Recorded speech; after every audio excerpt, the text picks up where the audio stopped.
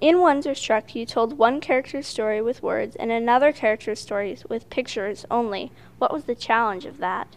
Well, it turns out it's actually really hard to tell two stories at the same time that take place 50 years apart about different characters, one story just with words and one story just with pictures.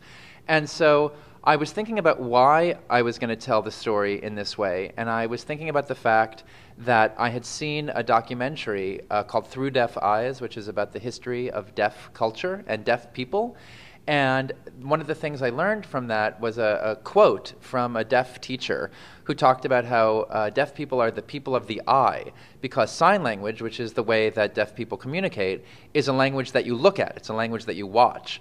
And I thought it might be interesting to try to tell a story about a deaf person with pictures, because that might echo, in a way, the way the person who is deaf experiences their life. So I thought that might make sense, but then I had to figure out how the two stories would intersect throughout the whole book. So there are moments in the book where things are happening in pictures in 1927 that are in a way related to things that are happening 50 years later in the word story in 1977. Like in 1977, the boy's in a lightning storm, and at the same time in the book, the girl 50 years earlier goes into a movie theater and sees a movie screen and watches a movie with a lightning storm in the movie. So there's moments where it's almost like the two stories are connected, even though they're actually very different. So that was very hard to, it was like putting a puzzle together. Mm-hmm. At the end, both seemingly separate characters' worlds collide. Did that happen as you wrote, or did you know from the start that you wanted that to happen? A long time ago, a friend of mine made a puppet show for a grown-up audience that told two different stories. One story was told just with this Japanese style of puppetry called bunraku, which has three people on each puppet. And then there was another story that was told by a Japanese woman about an American boy, and she just sat on stage and told the story. So you had the story that was being told with the puppets that took place in Japan, and the story that took place in words that took place in America. And these two stories went back and forth, and at the end they came together in a very surprising way. And I thought that might be an interesting way to structure a book, to have two stories, one with words, one with pictures, and then have them come together at the end. So I knew, even before I had the plot, that the two stories were going to come together. The only thing I didn't know was how they were going to come together, who the main characters were, what the plot was, where it was going to be set, or anything like that. So I had to put the entire story together so that it would fit into that structure, so that they would come together at the end. That sounds difficult. It was very hard. Why did you choose the Museum of Natural History in New York City as one of the major backdrops of the story? I have always loved the Museum of Natural History in New York. I grew up in New Jersey, very close to New York City, but my parents really hated New York, and they were afraid of New York, and they always told me I shouldn't go into New York. But the one place that we did go in New York City was to the Museum of Natural History when I was a kid. And I loved seeing the dinosaurs and the meteorite and wandering around the halls. And I also really love collecting things. And the fun thing about the Museum of Natural History is it's like the world's greatest collection of stuff. And so I went there to just see things and wander around the halls and think about collecting. And so when I was making this book, I thought it'd be a really fun place to tell part of the story, to set part of the story. Awesome. How long did it take to illustrate Wonderstruck?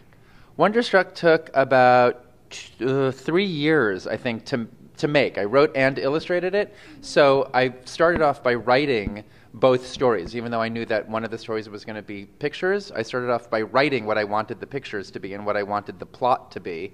I worked on the writing for about 3 years total. The sketches I did for about 1.5 years, 2 years, and then when I finally sat down to do the finished art that you see in the book, it took me 9 months of drawing every day to do all of the finished work in the book. Wow. Was there ever a point midway through or so when you thought, uh-oh, why again did I think this was a good idea? You just described how I feel every day of my life. A lot of times people think, oh, because you have a a book that's published or a book that's successful, that it must be easy or that the next book is going to be easy. But every time I sit down at my desk with a blank piece of paper, the only thing I think in my head is, this is never going to work. This is going to be the book that doesn't come together. I'm not a good writer. I'm not a good enough artist. I feel bad about the fact that I don't think of more ideas and I can't solve the problems. So I spend most of my time feeling really, really bad. But sometimes I come up with a good idea. Sometimes I figure out that these two characters can meet here, or that something can happen in a place that I love, like the museum. And so when something good happens, it's a little bit of a boost. It feels really good. And then that can push me through the next big, long period of time where I feel really bad.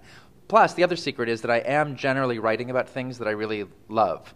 Museums and magic and monsters and movies, and my books are filled with things that I really love. So even when things are going badly, at least I'm researching and thinking about things that I really, really love. So that definitely helps. But I always say that there are 2 points that are the hardest. When you're just beginning and everything is, there in front of you, you don't know what it's going to be. And the other part that's really hard is the exact middle, because you have to do everything you've just done again. And you feel like you've been working really long. Like, there's 250 drawings in the book. Wow. Yeah. And so when I got to the middle point, and it took, months and months to do that, I put each one up on my wall and I thought, oh my gosh, now I have to do all of that again. Different drawings, but that amount of time, I have to do it again. So it's a long process. But luckily, at the end, when I'm finished, my real goal is to feel like I made something that's good, that I feel like I made something that I like. I don't know whether my readers will like it. I don't know if other people will like it. But if I finish a book and I like it, then I feel like I succeeded and I did what I wanted to do. So when I finished The Invention of Hugo Cabret, I thought, all right, I like this and I think I did something good. And Wonderstruck was even harder than The Invention of Hugo Cabret. But by the time I finished it, I thought, you know what? I think I actually made something that I like and that I'm proud of. And so then I just hope that readers like it too. I do. Oh, good. That's very good to hear. Thank you.